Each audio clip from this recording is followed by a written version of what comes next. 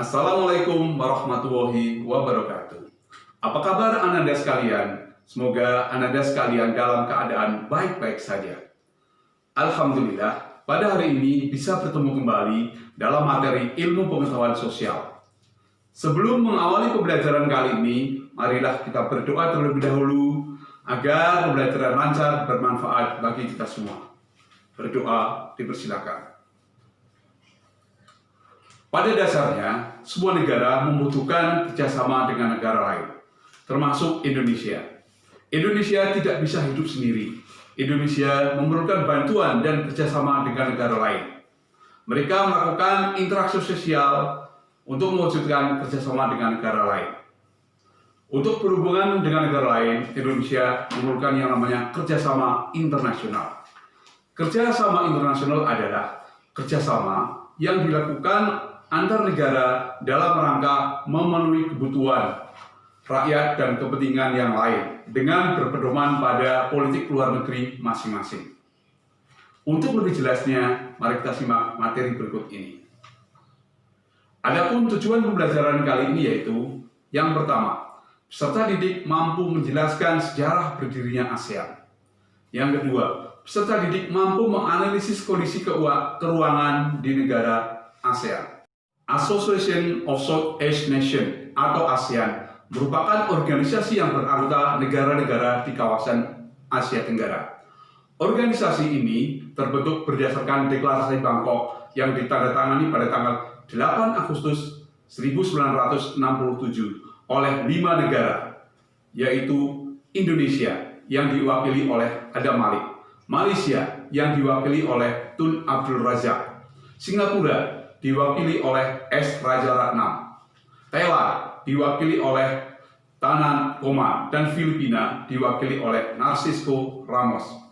Hingga saat ini, ASEAN beranggotakan 10 negara, yaitu Indonesia, Malaysia, Singapura, Thailand, Filipina, Brunei Darussalam, Vietnam, Laos, Myanmar, dan Kamboja. Setiap negara anggota ASEAN memiliki beberapa persamaan dan perbedaan karakteristik fisik dan sosial. Kondisi tersebut mendorong negara-negara anggota ASEAN menjalin kerjasama sebagai bentuk interaksi antar ruang. Letak, luas, dan batas. Letak suatu wilayah dapat ditinjau secara astronomis dan geografis. Letak astronomis adalah letak yang didasarkan pada garis lintang dan garis bujur. Sedangkan letak geografis adalah letak yang didasarkan pada posisi suatu wilayah terhadap wilayah lainnya. Letak astronomis Asia Tenggara adalah 28 derajat lintang utara sampai 11 derajat lintang selatan dan 92 derajat bujur timur sampai 141 derajat bujur timur. Letak geografis Asia Tenggara berada di antara 3 perairan, yaitu sebagai berikut. Yang pertama, Samudra Hindia dan Teluk Benggala di bagian barat. Yang kedua, Laut Cina Selatan di utara. Yang ketiga, Samudra Pasifik di letak geografis negara-negara ASEAN. Secara geografis, negara-negara ASEAN terletak di belahan bumi utara dan selatan benua Asia, dengan wilayah daratan Asia dan kepulauan Asia. Wilayah daratan Asia disebut juga dengan nama daratan Semenanjung Malaya. Dan wilayah kepulauan ASEAN disebut juga dengan nama maritim Asia. Unsur geografis suatu tempat mempengaruhi kehidupan penduduknya. Pengaruh tersebut terlihat dari mata pencarian, kebiasaan, adat istiadat, dan hasil budaya lainnya. Negara-negara di kawasan Asia Tenggara memiliki banyak kesamaan geografis karena letaknya yang berdekatan. Oleh karena itu, kondisi ekonomi dan budayanya banyak memiliki kesamaan. Berdasarkan segi ekonomi, sebagian besar mata pencarian penduduk Asia Tenggara bermata pencarian sebagai petani yang menanam tanaman tropis. Keadaan alam ASEAN.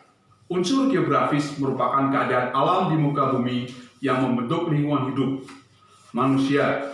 Unsur-unsur geografis diantaranya bentang alam, letak, luas, batas, iklim, dan sebagainya.